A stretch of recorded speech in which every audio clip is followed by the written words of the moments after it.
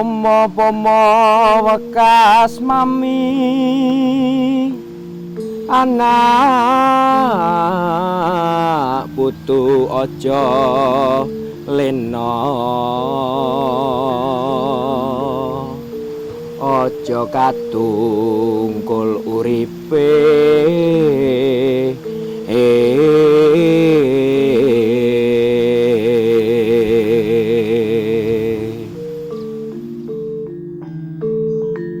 Ingatlah pesanku, anak cucuku, jangan tinggalkan kewaspadaan, jangan terbuai oleh hidup.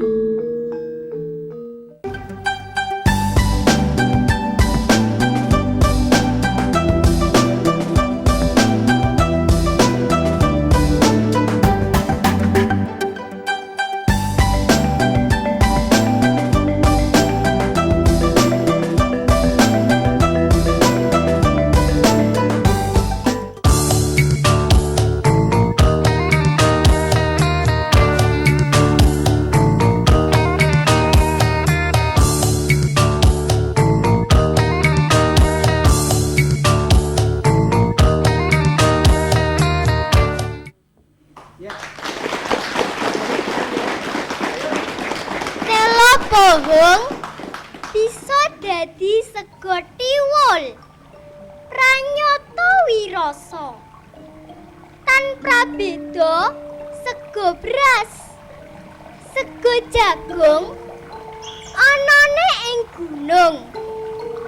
Bocah kutha, bocah desa, bocah gisik segara.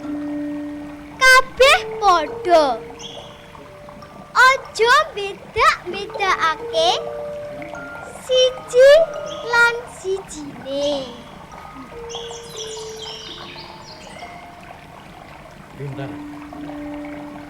Ayu tenan. Nggih. Sebentar sik.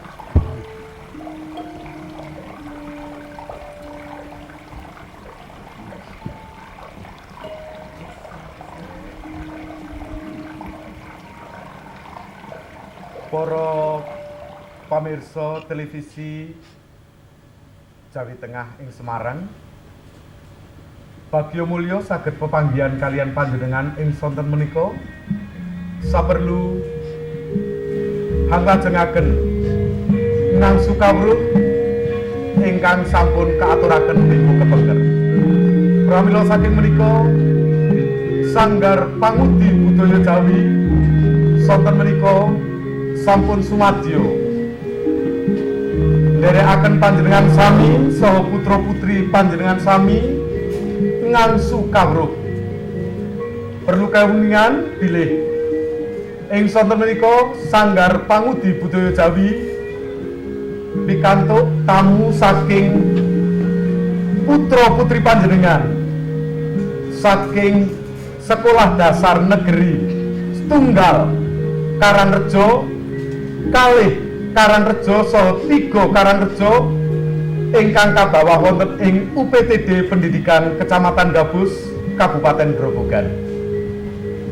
Pramila saking menika ugi atur gunging panuwun dumateng UPTD Pendidikan Kecamatan Gabus dalah para ingkang sampun paring idin dalah palilah dumadosing adicara menika.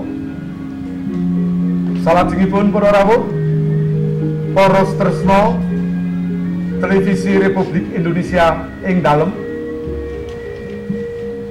ing mangke ngudi kawruh badhe kaasta panjenenganipun Bapak Sutopo ingkang mujudaken setunggaling kadang dwijo saking leladan Kecamatan Gabus ingkang sampun pono dhateng bab basa Jawi utaminipun ing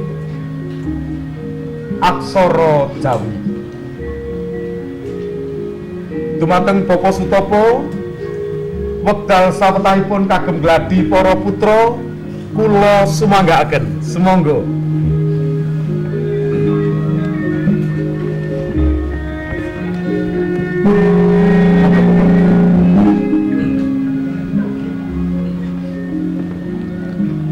bocah-bocah kabeh. Ing wektu iki tak sawang kok padha sumringah. Ya. Apa wis padha siap lan saguh nerusake apa ora ta? Oh, saguh. Sanggup, Bapak. Alhamdulillah. Yen pancen saguh ya. Rikala dina kepungkur ya. Sliramu kan wis nate tak wuruki carakan Hono Caraka nganti tumekaning ngo. Isih eling to ya? Nah, pinter berarti. Nah. Hono Caraka nganti tekan ngo. Lah, aksara Jawa mono ora mung cukup kuwi. Ora mung cukup Hono Caraka kudu butuh sandangan. Butuh sandangan, ya. Lah kaya awakmu kuwi bareng disandangi katon ganteng, ayu, bagus. Ya. Semoga janjine bapa ing rikala semono arep nerusake, nggih. Nah, nerusake nambahi sandangan. Nuwun sewu Bapak. Kepareng supados lare-lare menika emut malih ngaten. Oh, nggih. Carakan menika supados dipun wangsuli malih ngaten. Oh, nggih. Monggo Bapak. Isih padha eling to, Cah? Nah, coba yen isih padha eling, saiki wiwit ho nganti ngo diucapke bareng-bareng kanthi cetha. Nggih, sagu nggih? Nah. Coba saiki wiwit tak hitungi 1, 2, 3.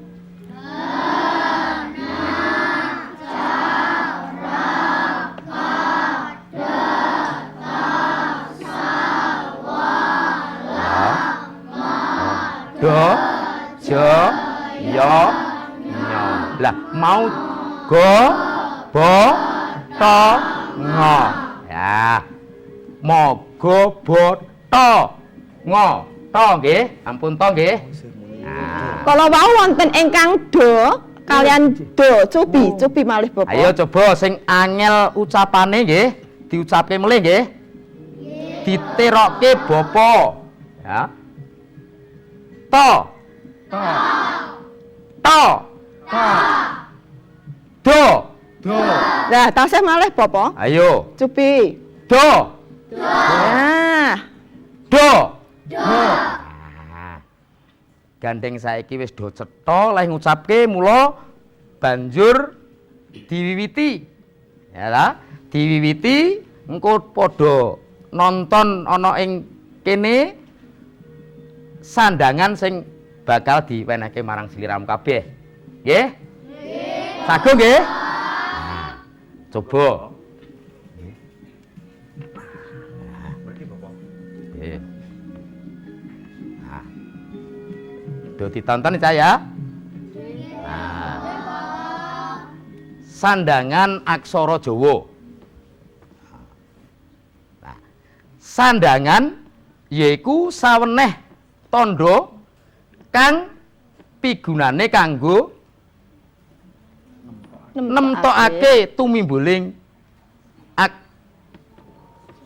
swara ing aksara Jawa. Nah, kuwi cacahe manut perangan sandangan mono cacah ana 14. Nggih? 14. Lah, iki wujude sandangan yaiku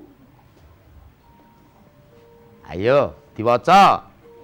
Wulu, suku, pepet, taling, taling tarung, wignan, layar. Iki ana maneh. Lah iki cecak, pangkon, sakra, keret pengkal panjingan wop panjingan lo. Nah, sing arep tak uruke marang sliram kabeh ora kabeh cah kita ya. Cukup loro wae dhisik yaiku siji sandangan wulu. Oh. Kanggo tumimbule swara i wujute bunder manggon ana ing dhuwur aksara. Nggih. Ah, iki contone tali. Nggih, tali. Lah iki diparingi wulu. Nggih. Bacote.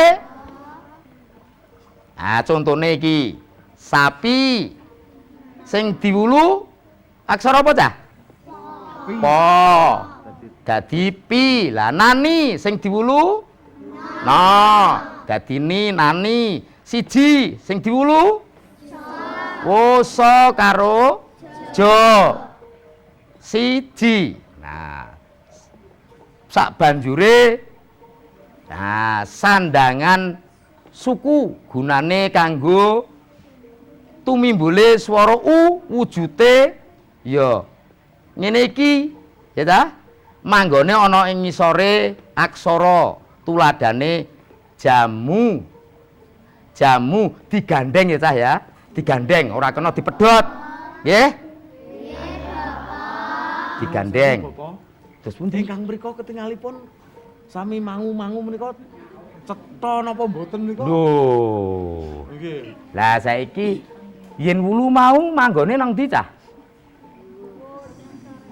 Teng dhuwur napa teng ngisor? Dhuwur. Yen suku? Oh, nang ngisor. Yen diwulu entuk tambahan swara apa? Diwulu lho. I, yen disuku? Oh, pun saged.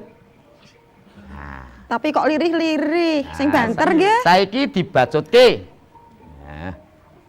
Nah, iku cah. Dipirsani cah ya. Ditonton sing cetha tatu. Ya. Tulisane wujude ngono kuwi.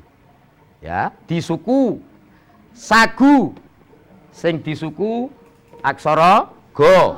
Susu disuku kabeh. Nggih. Nah, menawa ora disusu, ora disuku unine soso. Nggih. Ora disuku soso. Nggih. Nah, dipun bacotake malih nggih. Nah. Lah saiki awakmu kabeh padha ajar nulis sing pok bisane ngendi milih siji-siji. Nggih. Lah iki ana pari, ana sura, ana wulu, ana sapi. Ayo padha nulis. Nah, ayo do diwiwiti lah nulis. Ya, ndang do nulis ya. Bapak, kalau gadah parian, Bapak. Loh. Kowe iki duwe parian ta? Nggih, Lah wis Bapak. nulis porong. Oh iya.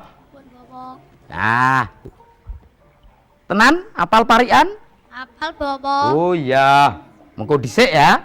Nggih, Bapak. Lah cah wedok ya ana apa ora sing duwe parian? Loh, lah kowe duwe parian? Nggih, Bapak. Weh. Apal? Apal, Bapak. Tenan? Estu, Bapak. Iya, saiki coba cah lanang dhisik. Ya. Sendang langon bening banyune. Wah, seger nek dienggo adus to. Penyu bulus ireng Wah, kulitane. iki senengane kancamu kae nek golek-golek. Nadyang angon aja lali sinaune. Ya kudu cah sekolah kok.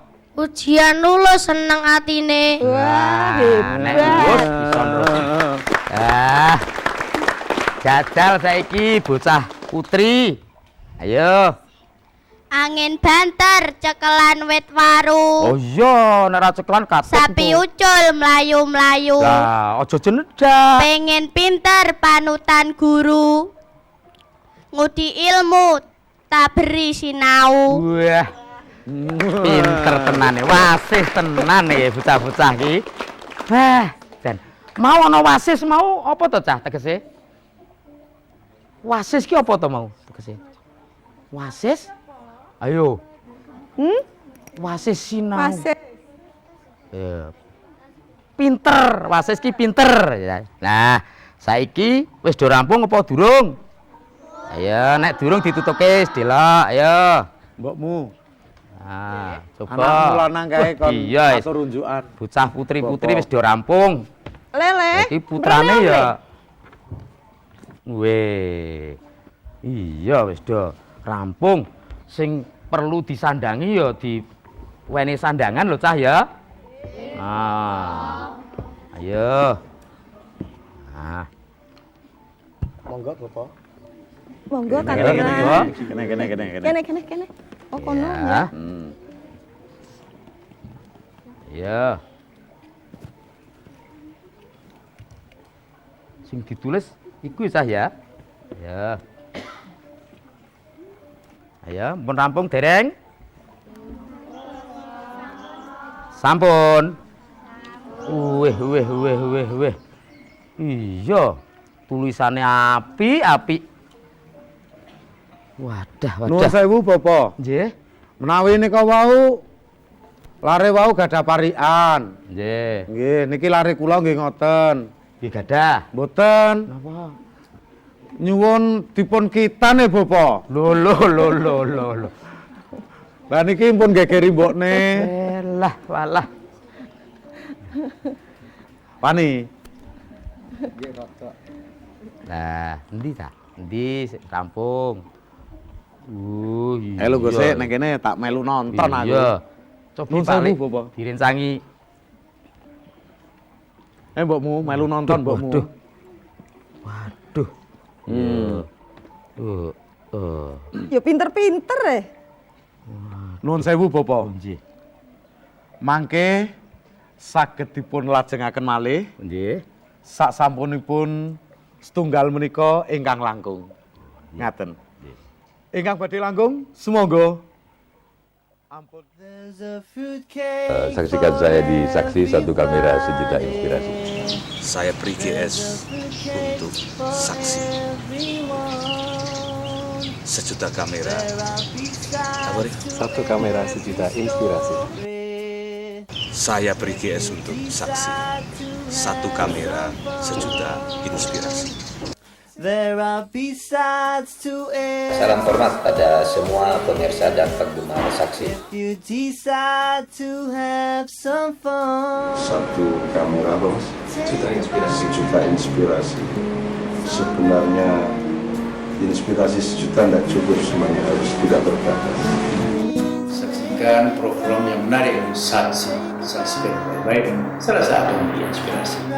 Saksikan kami hanya di Saksi Satu Kamera Sejuta Inspirasi.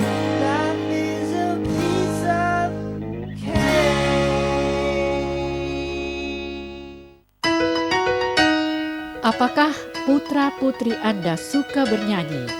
Ayo, jangan Anda tunda lagi. Segera daftarkan putra-putri Anda untuk mengikuti audisi Aku Bisa Jadi Bintang. Setiap hari Minggu, pukul 15 waktu Indonesia Barat sampai dengan selesai di studio TVRI Stasiun Jawa Tengah, Jalan Pucang Gading Raya.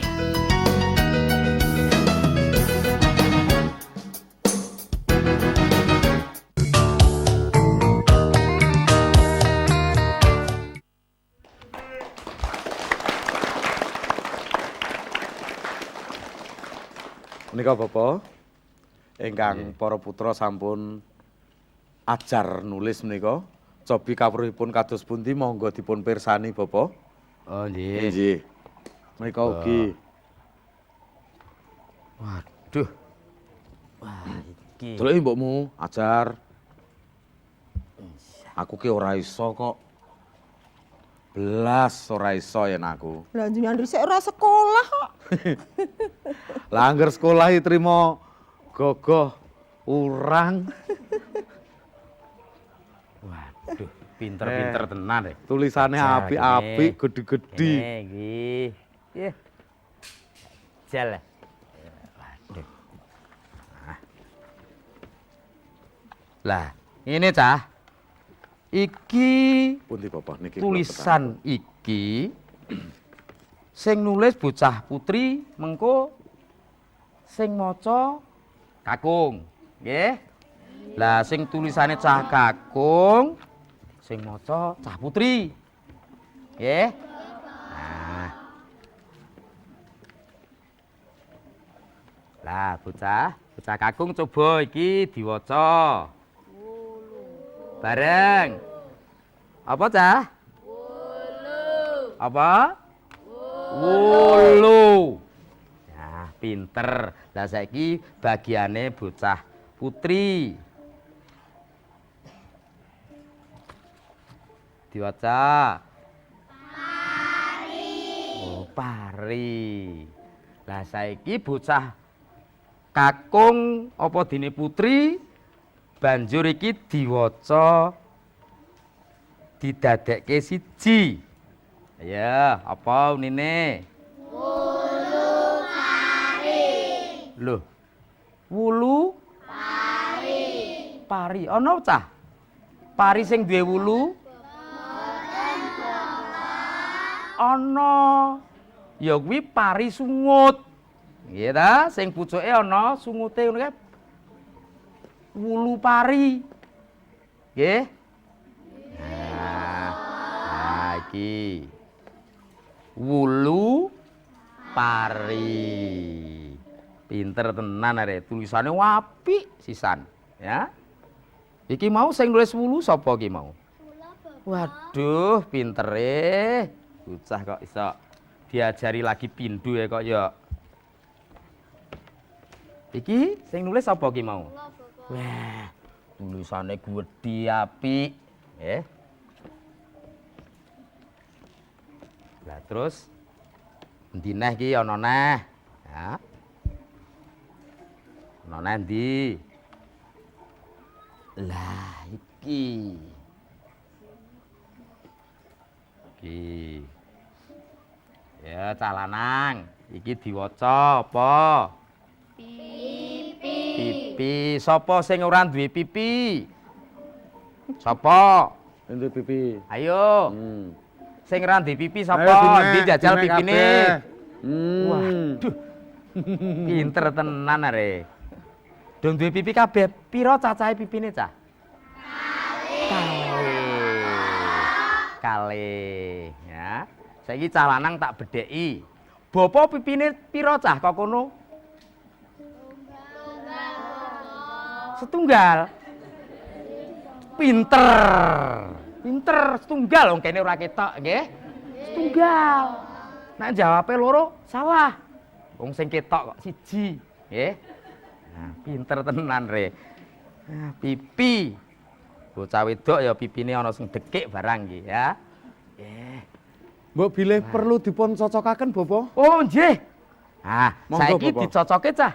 Nah, dicocoke. Lah iki, lah sing jenenge nomor sing dhuwur dhewe apa Cah iki unine? Pari. Nah, rone entuk apa Cah kuwi, Cah? Sandangan apa, Cah? Lu. Ora pareng diwaca pori nggih. Lho.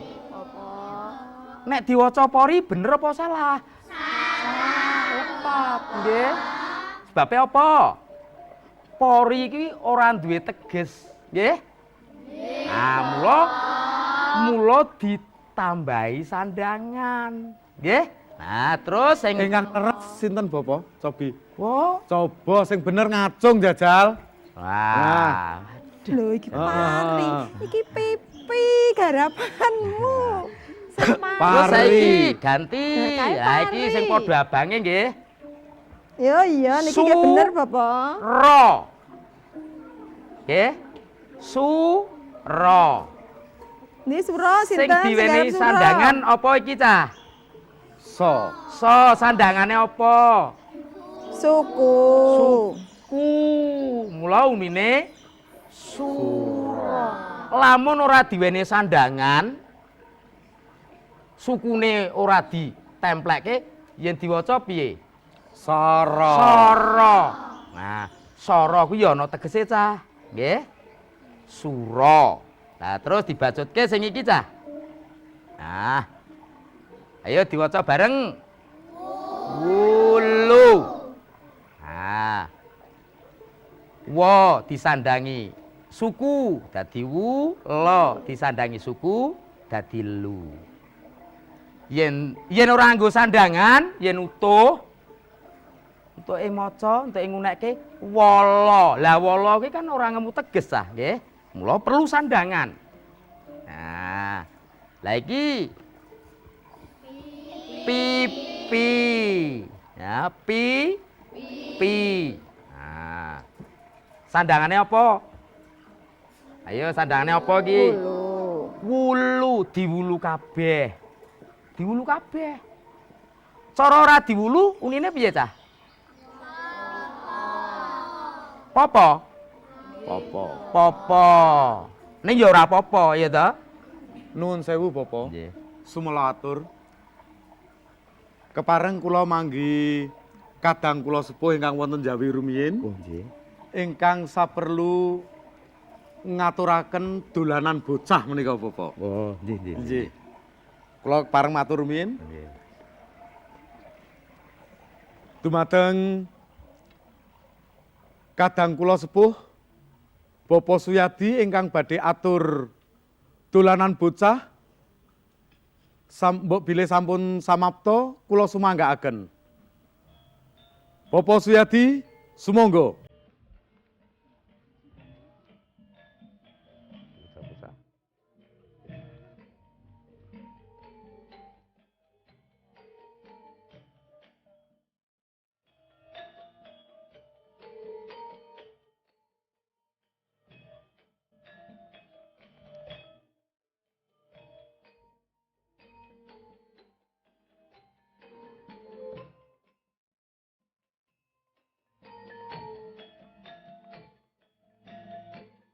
Ketinggalipun dereng samapta.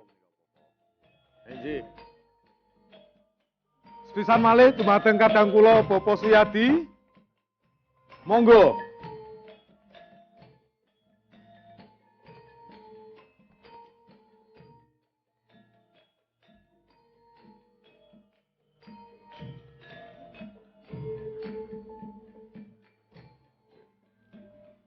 Monggo pinarak.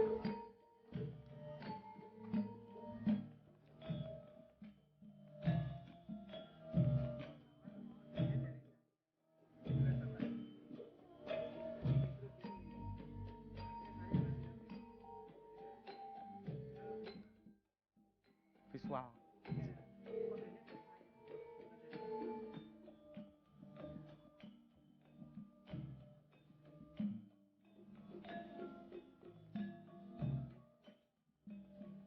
Yang molor ini sudah habis ya? Ini kan dengan sudah. Bocah-bocah madhepe mriko. Bocah-bocah madhepe.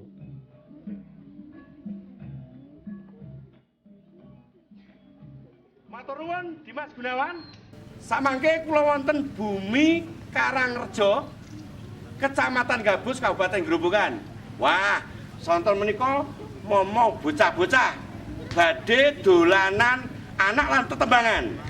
Nah, menika bocah-bocah menika siswa saking SD setunggal kalih 3 Karangrejo, UPTD Kecamatan Gabus, Kabupaten Grobogan. Monggo dipirsani. Bocah-bocah wis siaga to? Iya. Sekarang wis? Iya. Monggo pun pirsani.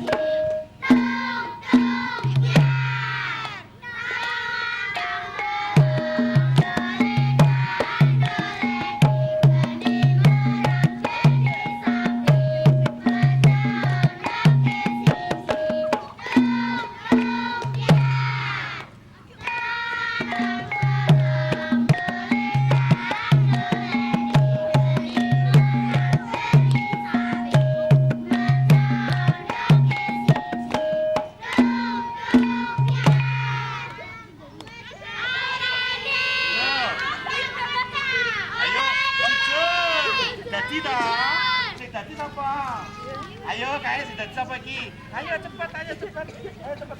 Bocah-bocah ora kena do meneng wae no. Yo jogetan, yo tetembangan, ya nonton ya. Ayo. Yo baleni yo. Siji, loro, telu. Cuplak suruh.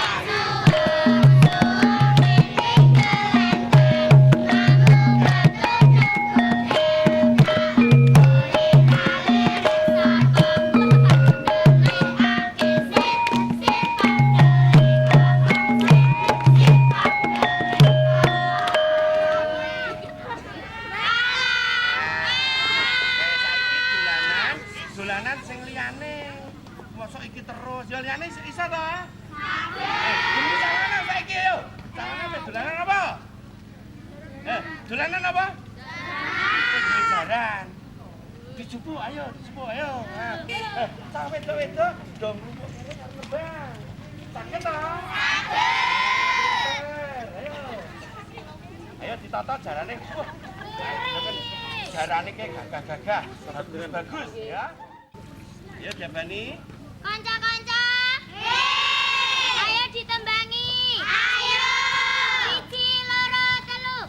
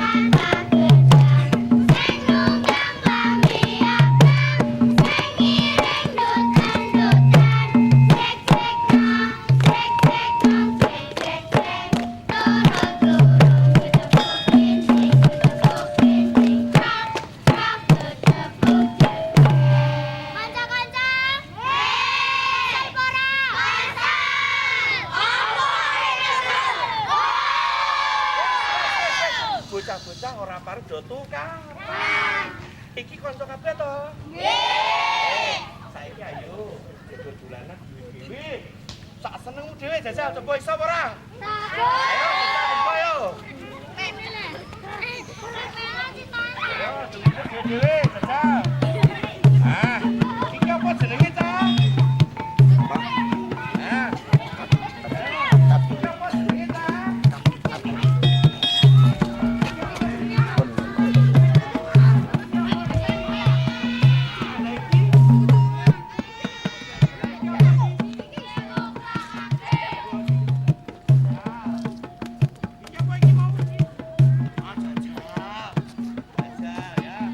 Ayo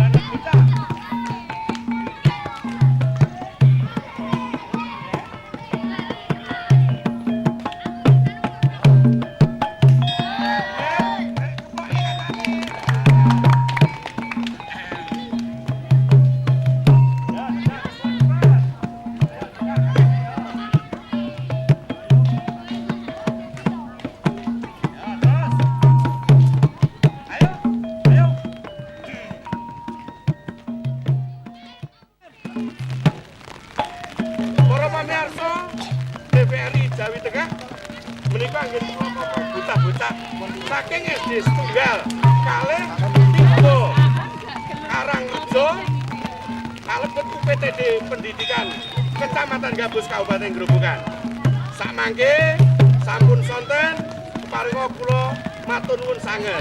Kanca-kanca bocah-bocah wis sore mengko padha mulih adus terus sinau ya. Nggih. Katen kula aturaken Dimas Gunawan. Monggo.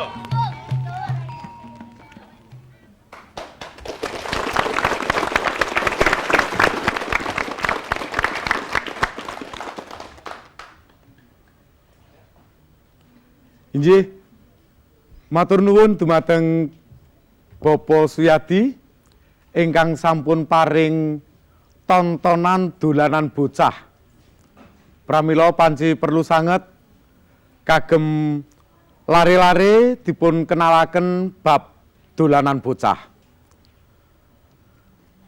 Para tresna dalah para pamirsa televisi Jawi Tengah ing Semarang, kepareng ingkang kula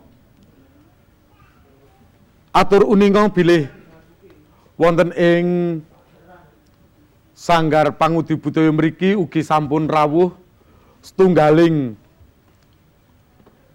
para-para ingkang satuhu gamben saha pono ing babagan dolanan bocah. Priagung menika nuwun inggih panjenenganipun Bapak Kusnin ingkang ngasta pinangka pengawas TKSD wonten ing UPTD Pendidikan Kecamatan Gabus. Sanesipun menika Bapak Kusnin ugi setunggaling dalang ingkang kawentar wonten ing tlatah Ngaringan Wirosari dalah Kecamatan Gabus. Dene kados pundi anggenipun badhe paring pangandikan bab dolanan bocah dumateng panjenenganipun Bapak Kusnin, sumangga kula aturaken.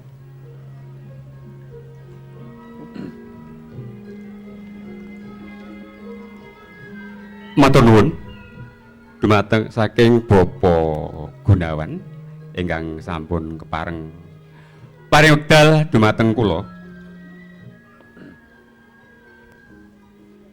Mbok bilih kita sami sumangga ngunjukaken puji syukur dumateng ngarsanipun Gusti Yang Maha Agung ing titi kalenggan sonten menika taksih kepareng nglunturaken sih kawelasanipun dumateng kita sedaya saengga saged makempal wonten ing saklebetipun giaran televisi Republik Indonesia ingkang mapan wonten ing Jawi Tengah kanthi pikantuk bagas kawarasan inggih sawit saking kanugrahanipun Gusti Yang Maha Agung.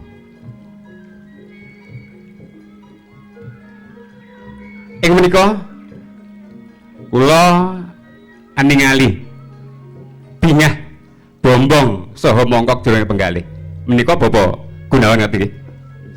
Awit saking kala wau kula ningali sedaya para putra, para lare sangkut gumbregut anggenipun nindakaken jejibahan nggih menika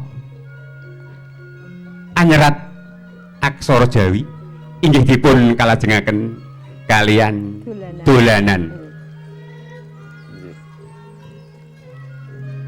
Dolanan menika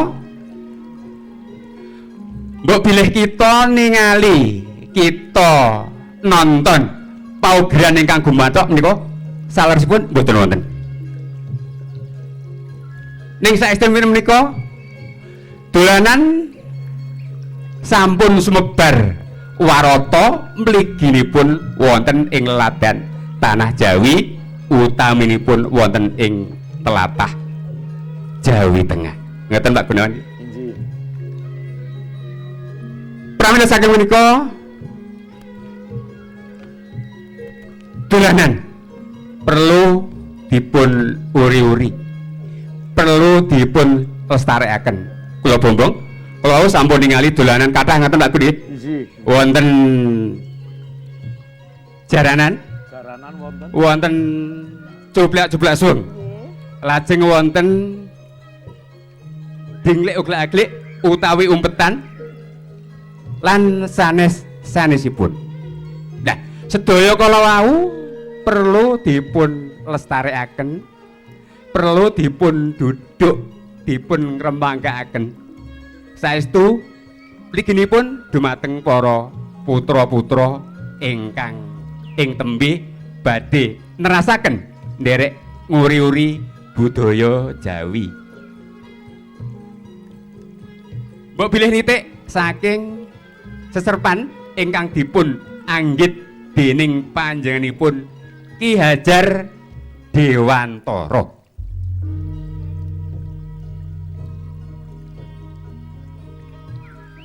Ki Hajar Dewantara sampun mratelakaken mbok bilih saklebetipun dolanan tradisi utawi adat Jawi menika ngemu pinten-pinten aji utawi nilai ingkang ngemu suraos sepisan ngemu suraos menika saged seneng. Nah, kalau sampun katingal nggih. Mboten Pak, ngene bocah-bocah nggih. Wau bocah-bocah dolanan sampun kanthi seneng. Lah, menapa liripun mekaten? Mbok bilih bocah-bocah menika mboten seneng mergi menapa? Wonten salebetipun keluarga menika namung pinanggih namung bapa, ibu, mbok bilih eyang. Ala menika kirang remen. Lah mbok bilih sampun pinanggih rencana ingkang istilahipun usia sebaya. Umur sak madya, telepon ngoten nggih Pak. Utawi sami, lah menika saged nuwuhaken seneng.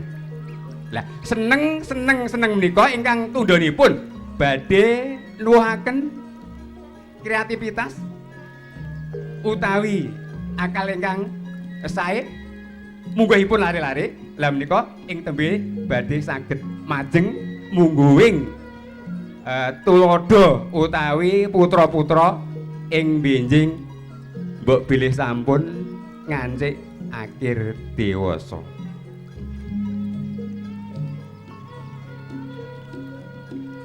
Lah dene ingkang salajengipun menika ngemu surasa bebas. Bebas wonten salebetipun dolanan menika saged kajroken.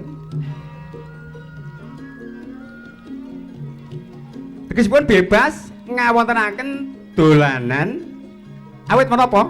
Mboten kawengku dening aturan-aturan napa adat-adat. Namung sampun dipun rembag kalian kanca-kanca ingkang badhe dolan kala wau.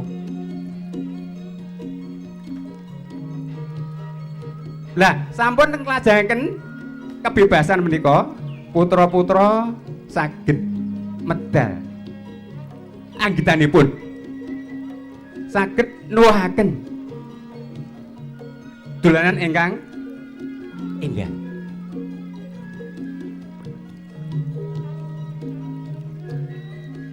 Lah, bocah-bocah do seneng to dolanan nggih?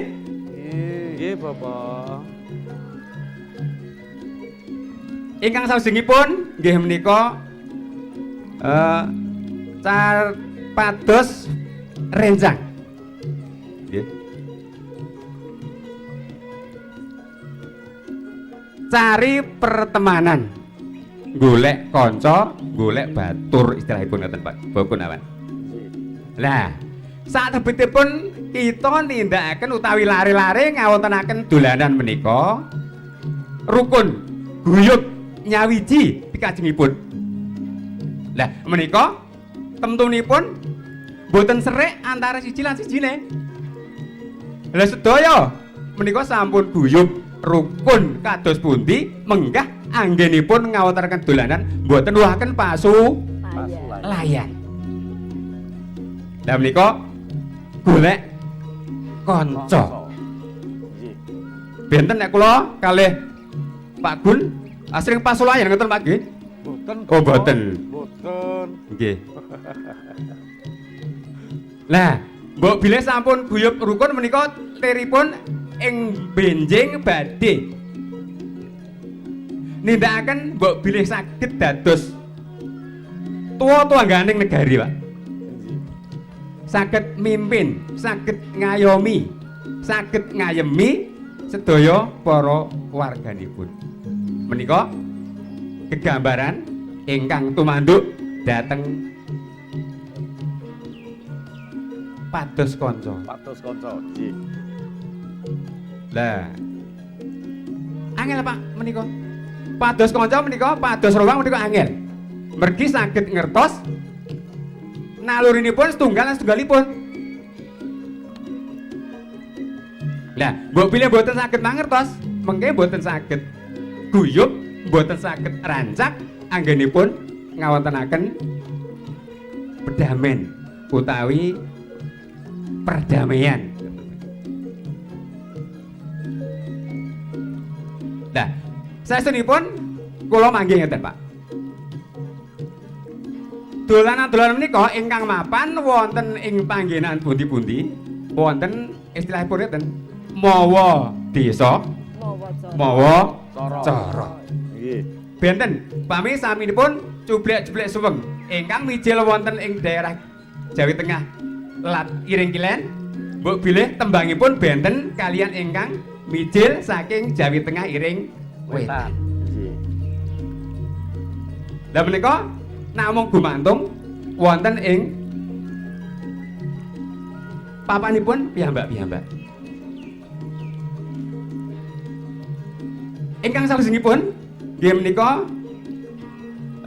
pados pompong, bawang, pupuk bawang utawi bawang kopong. Lah, dolanan wonten mriki, lah menika wonten terpautipun yuswa utawi umur. Kata Pak menika ingkang dolanan enten sing yuswa 7 taun, 11 taun, wonten ngauki namung usia gangsal taun utawi 6 warsa. Lah saking menika saking guyubipun dolanan menika diparingi wekdal, Pak. Diparingi kesempatan kangge dados peran wonten salebetipun ing dolanan kula wau. Lah napa sebabipun? Lah mbok bilih menika dipun tenggo wantunipun trengginasipun menika dereng mumpuni awit yuswanipun taksih sanget timur. Lah awit saking menika dipun paringi wekdal utawi dipun paringi kesempatan kangge pelaku utawi kangge ingkang nindakaken dolanan kala wau. Nah, menika saged anggambaraken, saged pratelakaken mbok bilih wonten salebetipun dolanan menika inggih dipun pikiraken, dipun penggalihaken kangge lare ingkang kirang yuswanipun. Mboten sami ngoten, Bu. Lah mbok bilih dipun temtokaken sing bocah cilik ra iso kalahan. Mboten badhe mimpang kalian bocah-bocah sing sampun ageng. Lah mila menika dipun paringi wekdal. Lah menika dipun wastani utawi winastan pupuk bawang. Lah salebetipun pupuk bawang menika nggih dipun hormati, dipun ajeni, dipun aosi dening sedaya ingkang nderek dolanan. Ning boten dados ngaten nggih, Bapak nggih. Nggih, boten dipun paringi peran dados ngaten boten. Nggih saged ugi, Pak. Oh nggih. Nika sampun dipun paring wedal, nggih. Namung etok-etok ngoten, etok-etok. Nggih. Nggih, nggih. Etok-etok. Dungkap salajengipun nggih menika wonten ing surasa demokrasi. Lah, wonten ing setunggalipun gladen utawi dolan menika wonten ingkang sinebat suraosipun demokrasi. Lah, demokrasi menika mbok bilih sadaringipun dolanan dipun wontenaken perdamen, Pak. Perjanjian iki engko sing kalah kudu goleki nganti sak temune. Upamine ngaten. Nggih. Lah menika dipun rembak sadaringipun nindakaken pakaryan dolanan. Mboten kenging setunggalipun aturane kudu ngene. Mboten saged. Menika ateges mbok pilih dipun paripaksakaken ateges singlar saking demokrasi. Nggih, nggih. Nah, demokrasi menika saged dipun paringaken dumateng para putra taksih rikala alit amargi ing benjing tembinipun inggih badhe tuwuh ngantos akhir diwasa ngantos sepah.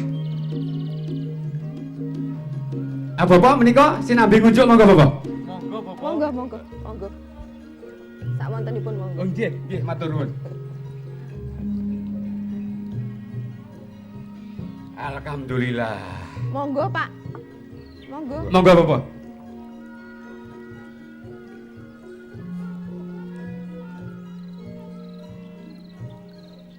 Nah, pun lajengaken Bapak. Menika sampun badhe ngunjuk toya petak menika ingkang nuwuhaken kasarasan. Nggih, nggih. Ndungkap suraos salajengipun nggih kelompok utawi perangan-perangan. Dados permainan menika utawi dolanan menika nggih wonten kelompok utawi grup. Dados mboten saged piyambak-piyambak. Mboten saged Bu, menika mujudaken makarya sesarengan, bekerja sama. Lah, salajengipun dolanan menika bebarengan wonten kalih kelompok upaminipun kelompok A kalian kelompok B. Lah, kelompok-kelompok kalau mau anggotanipun inggih tanggung jawab menangake kelompok E dewe-dewe. Lah menika dipun bebani tanggung jawab salebetipun kelompok. Lah, kelompok kalau mau nggih upami enten sing singlar saking paugeranipun salebetipun dolanan menika dipun tutuh. Lah, ingkang nonton saged ugi ngelekaken elek-elek. Kuwi mau ora ngono kuwi. Kowe kudune menang ning apa kok kalah. Lah menika sedaya anggotanipun saged dipun wastani nggadahi tanggung jawab saklebeting kelompokipun. Nggih. Monggo para pamirsa ingkang tumondok wonten Ladahan Jawi Tengah ing sonten menika monggo kita sami nguri-uri budaya Jawi, ndudah ngrembakakaken seni budaya Jawi menawa sebabipun nggih menika luhuring budaya satemah ndadosaken kuncaranipun bangsa Indonesia. Matur nuwun. Inggih Bapak. Kepareng ngaturaken nagunging panuwun bilih Bapak sampun kersa rawuh paring kawruh dumateng lare-lare bab dolanan bocah menika. Nuwun sewu Bapak, kepareng kula ngadeg. Ketingalipun lare-lare ugi sampun radi sayah, Bapak ugi sampun paring seserpan pramila kepareng ingkang kula badhe matur sekedhik dumateng para pamirsa. Para pamirsa Televisi Republik Indonesia Jawi Tengah ing Semarang mekaten menggah ngangsu kawruh saking Sanggar Pangudi Budaya Jawi. Ingkang kula pribadi dalah para kanca nyuwun pamit ngantos pinanggih malih wonten ing sanes wedal. Wasana wang sesanti Wijayanti, hayu hayu Wijayanti. Nuwun. Terus ya. Monggo Bapak.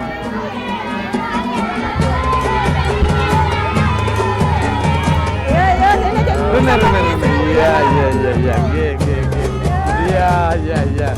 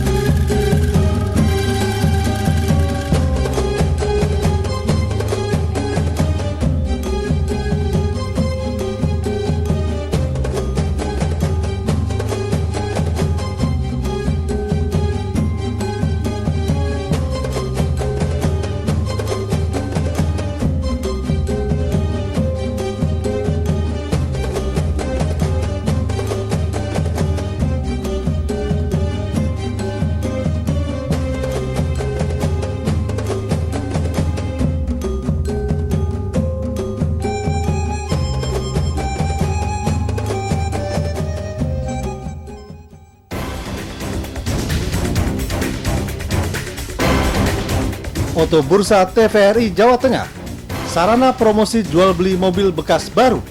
Tersedia berbagai jenis merek mobil. Tempat sangat luas dan sejuk, berbagai fasilitas ada di sini. Lokasi dari Bundaran Kalibanteng hanya 2 km ke arah Manyaran, tepatnya di belakang rumah dinas Wali Kota Semarang. Ayo, datang dan bergabung bersama kami. Oto Bursa TVRI Jawa Tengah. Oto Bursa terbesar, buka setiap hari.